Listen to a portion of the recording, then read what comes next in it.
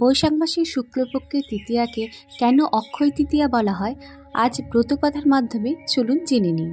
এক ধর্মরাজ যুধিষ্ঠির শতানিক মুনির নিকট ধর্মকথা শ্রবণ প্রসঙ্গে জিজ্ঞাসা করেছিলেন, হে মহর্ষি, আপনার মুখে ইতিমধ্যেই জলদানের মাহাত্ম্য শ্রবণ করেছি।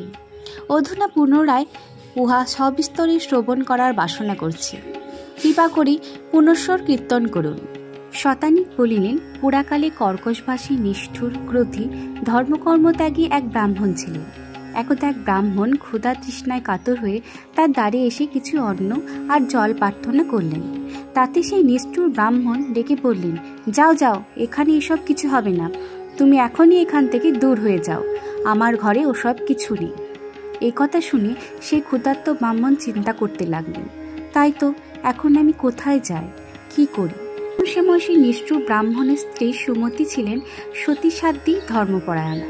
সে স্বামীকে বলল, প্রভু, ক্ষুধা তৃষ্ণার্ত অতিথি যদি তোমার গৃহ হইতে বিমুখ হয়ে প্রস্থান করেন, তার বিষণ্ণ মুখ দেখে যদি আপনার প্রাণে বেদনা অনুভূত না হয়, তাহলে এই ধন সম্পদ ও সংসার ধর্মে কি দরকার? এই বলে সুমতি সেই ক্ষুধার্ত ব্রাহ্মণকে শীতল জল দিলেন। সেই দিন ছিল অক্ষয় তৃতীয়া। এই মাহাত্ম্যে সেই জল দান অক্ষয় হয়ে রইল। বৈশাখ মাসের শুক্লপক্ষের তিথিটাই অক্ষয় তৃতীয়া।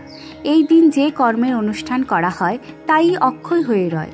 এই তিথিতে জল দান করলে অন্তকালে বিষ্ণুলোকে তার চিরবাস হয়। এই ঘটনার পর ব্রাহ্মণের কাল পূর্ণ হল।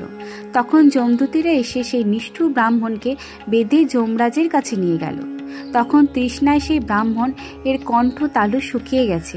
তার উপর যমদূতের উৎপীড়ন সহ্য করতে না পেরে সেই ব্রাহ্মণ বলল, হে ধর্মরাজ, আমার প্রতি কি আদেশ? আমি ক্ষুধা তৃষ্ণায় কাতর হচ্ছি।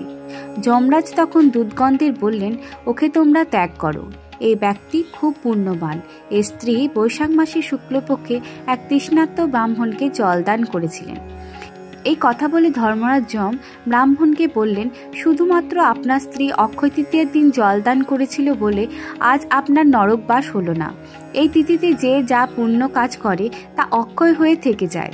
তখন ব্রাহ্মণ নিজ কৃতকর্মের জন্য অনুতপ্ত হলেন এবং ক্ষমাপ্রার্থী হয়ে বিষ্ণু সেবার জন্য পরজন্ম ভিক্ষা চাইলেন। যমরাজের আশীর্বাদে পরজন্ম লাভ করে স্ত্রী সহ জনার্দনের আরাধনা ও প্রতিটি প্রাণীর সেবা ও দান ধ্যানের দ্বারা জীবন অতিবাহিত করে ব্রতের অনুষ্ঠানের দ্বারা বৈকুণ্ঠে গমন করলেন। অত অক্ষয় তৃতীয়ার ব্রতকথা সমাপ্ত। ধন্যবাদ।